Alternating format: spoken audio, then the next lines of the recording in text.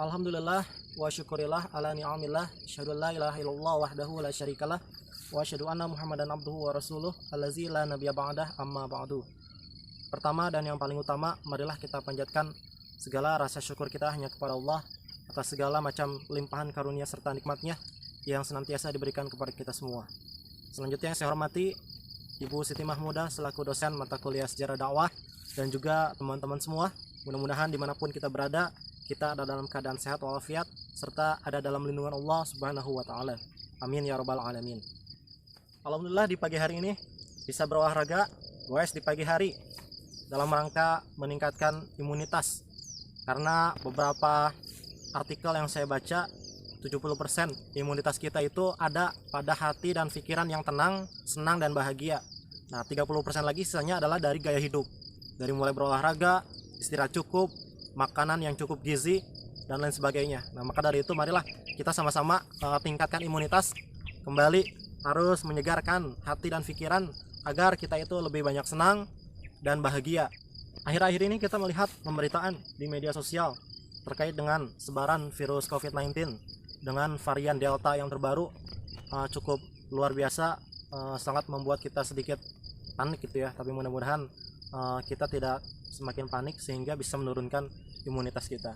Dari itu semua, pemerintah telah memberlakukan PPKM, penyekatan jalan di mana-mana, beberapa tempat usaha tidak boleh beroperasi, yang boleh beroperasi pun dibatasi waktunya, sehingga tentu saja membuat masyarakat semakin sulit, baik dari segi ekonomi, sosial, ataupun dan lain sebagainya. Maka dari peristiwa itu, tentu saja kita tidak boleh menutup diri.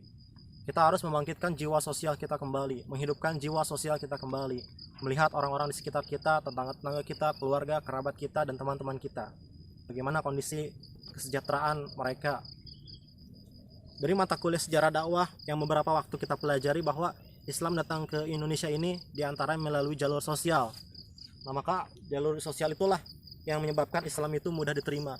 Orang-orang Islamnya memiliki jiwa sosial yang tinggi, peduli terhadap orang-orang yang lemah, peduli terhadap orang-orang yang membutuhkan bantuan. Nah, maka saat inilah sesungguhnya hal itu harus kita terapkan, hal itu harus kita aplikasikan. Bagaimana kita bisa melihat kondisi sosial kita turun ke jalan, membantu orang-orang yang memang membutuhkan. Mulai dari keluarga kita, kerabat kita, tetangga-tetangga kita, orang-orang yang ada di sekitar kita. Mengapa hal itu kita lakukan? Tentu saja dalam sebuah hadisnya Rasulullah SAW bersabda, la yu'minu ahadukum hatta yuhibbu li akhihi ma yuhibbu li nafsihi. Seorang muslim itu tidak akan beriman sehingga dia bisa mencintai orang lain seperti dia mencintai dirinya sendiri.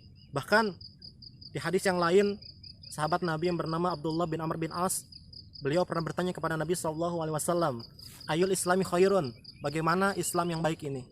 Maka Nabi menjawab, qala, bersabda, tut'imut ta'am wa taqra'us salam, adalah orang-orang Islam yang senantiasa memberikan makan dan mengucapkan salam. Maka dari dua hadis tersebut sangat menguatkan kepada kita semua, menganjurkan kepada kita semua bahwa kepedulian sosial kita adalah bukti wujud konkret iman kita kepada Allah Subhanahu wa taala. Baik, itu saja yang dapat saya sampaikan. Mudah-mudahan ada guna serta manfaatnya. Apabila ada kelebihan, itu semua datang dari Allah Subhanahu wa taala. Apabila ada kesalahan, tentu saja itu datang dari saya. Untuk itu saya mohon maaf sebesar-besarnya. Baik, sekali lagi dimanapun kita berada, bagaimanapun kondisi kita, mudah-mudahan kita senantiasa ada dalam lindungan Allah Subhanahu wa taala, sehat walafiat, selalu segar, hatinya bahagia, pikirannya tenang. Mudah-mudahan imunitas kita tetap terjaga dan kita selalu ada dalam keadaan sehat walafiat. Assalamualaikum warahmatullahi wabarakatuh.